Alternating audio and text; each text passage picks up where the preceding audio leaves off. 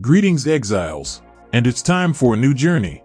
This time it's going to be a pretty tanky build, with cool explosions, with minimal buttons, and all you have to do is collect good loot. I said good loot. Chris, please. That's better. But as always, I'll start from zero and my favorite, the Twilight Strand. Fresh start. No currency. And no Atlas progression. Just the way I like it. The core of this build will be this skill gem, and unfortunately it's impossible to start with this setup.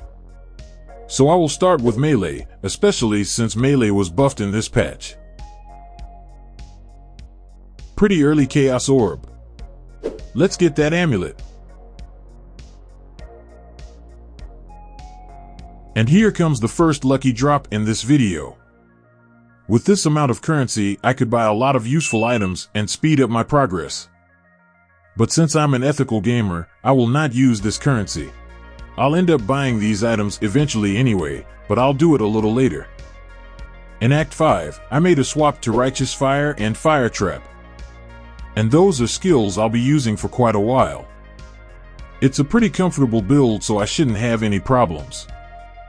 Wow. Cool build. Just what I need. Thanks, game. The most boring part is over, and now the real fun begins. As I said earlier, I will be using the classic Righteous Fire build to earn currency and partially complete my Atlas. And after I have some currency and level up my character, I will do a swap to cast when stunned setup. That looks like 7 Chaos Orbs to me. So let's get a shield like this. Pretty useful item in combination with that Ascendancy skill node. This time I chose to take my time getting my first voidstones and decided to stay longer on the yellow maps. I need some currency to make my journey more comfortable, and besides, I'm in no rush. After I got access to the second Atlas, I decided that Expedition is a pretty good option to get some divine orbs, so let's do some archaeology. First Tink. And another one. Nice. Let's check out the Tujin now. Some bubblegum currency. Cool gem.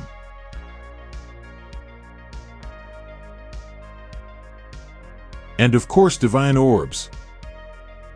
Well, I guess it's time to shop now. Armor. Best in slot. Helmet. Something simple to start with. New weapon. And of course, benchcraft. An amulet with life and damage over time. And some mad crafting. Never lucky. And anointment. Cool ring. And the last purchase, new gloves. Not the most impressive items, to be honest, but it's much better than my current gear that I found on the ground. Now let's play a real build. With the new items, this build is much better and much more comfortable to play. Very nice.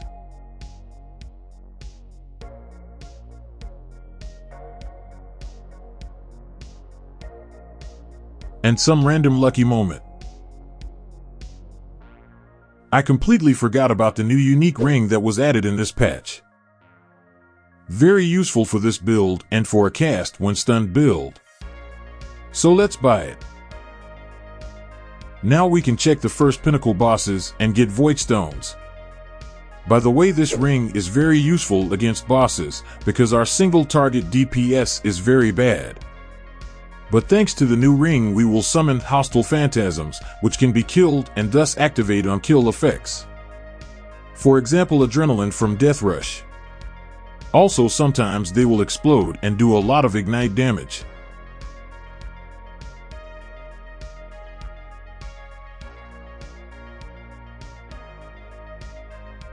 And the second voidstone.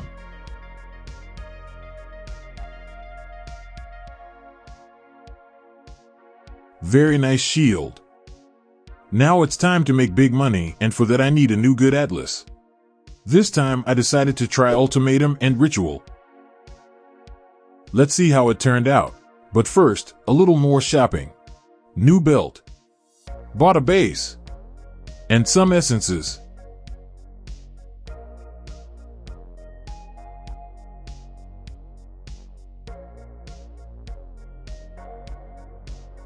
Not bad for a start.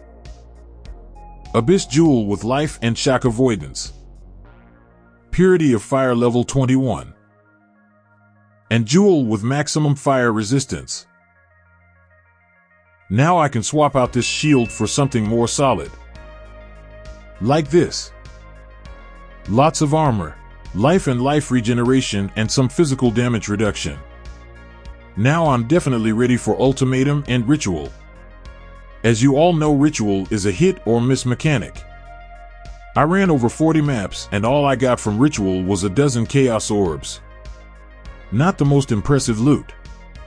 But then I got a win streak. First hit. Second hit. And the jackpot. After that you become an adept of the Ritual Church, and under every YouTube video you leave a comment that Ritual is the best mechanic in the game.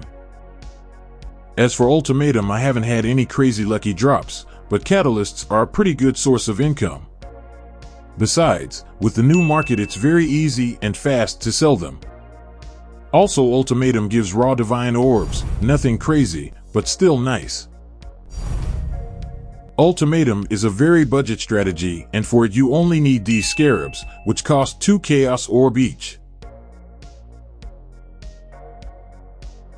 My stash is now filled with currency and I can make a swap to my main skill. Finally, a new scepter.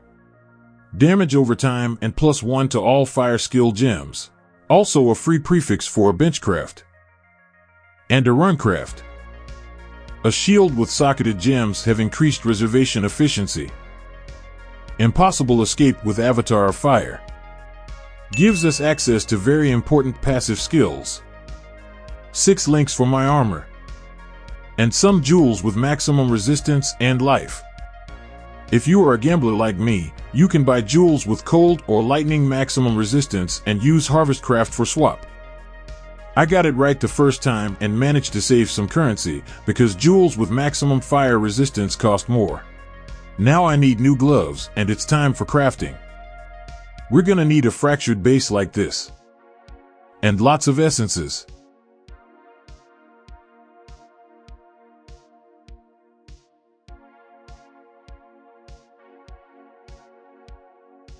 Wow! That was really fast. I just bought extra essences for nothing. Sometimes you just have to believe in yourself. A new ring. We need one with a corrupted implicit. I picked one with one of these. Well, why not? And new boots. 2 key pieces for this build. Minimum 50%, but the more the better. If you have a lot of divine orbs, buy a jewel with minimum 960% increased stun and block recovery. Or a budget option like this. The difference between them is minimal, but the price difference is quite big. Now I need some clusters. I'll start with a cheap one like this. I know that 2 divine orbs is not cheap for many of you, but that's what we have.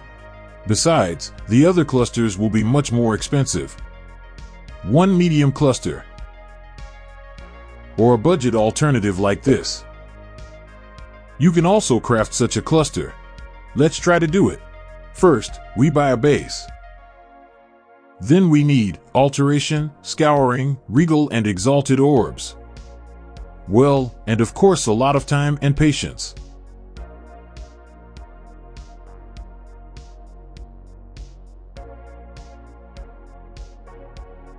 Exalted Slam was a bold move, but it worked. Sometimes lucky all the time. It's not exactly what I need, but it's a very expensive cluster. So always do a price check while crafting. 1 more craft. A second large cluster. Again using Alteration, Scouring, Regal and Exalted orbs all the same as last time. It's a good cluster, but I need another one. So let's sell it and buy what we need. Nice. New anointment for my amulet. Speaking of which, there is a bug in the game at the moment and you can use punishment with a penance mark without additional curse. But I decided not to use this bug because it is wrong. Some new gems. And flasks. You can craft these flasks yourself with alteration orbs, but I decided to skip this step because I'm tired of alteration spam and it's not the most fun thing in the game. Finally, all the gear is ready. I used some of the new stuff to obtain my last voidstones.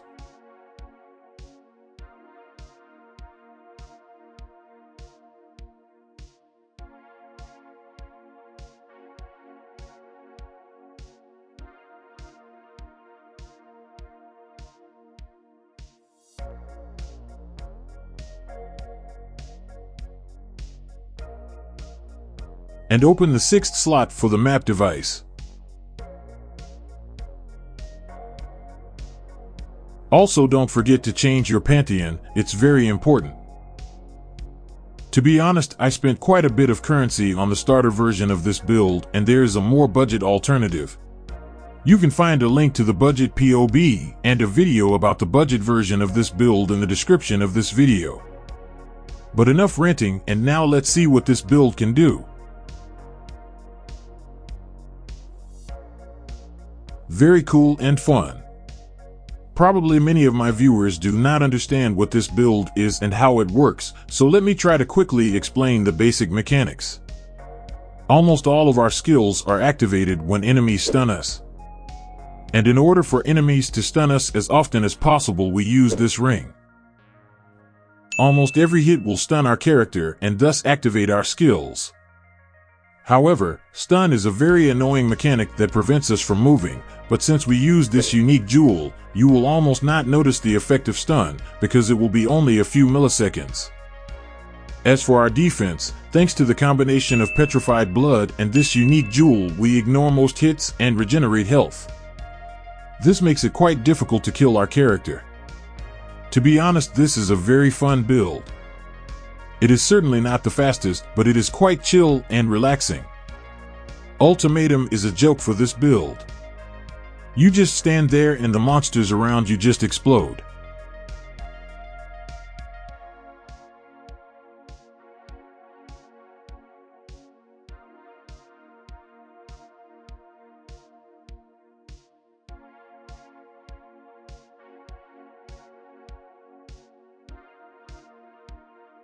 Same with ritual.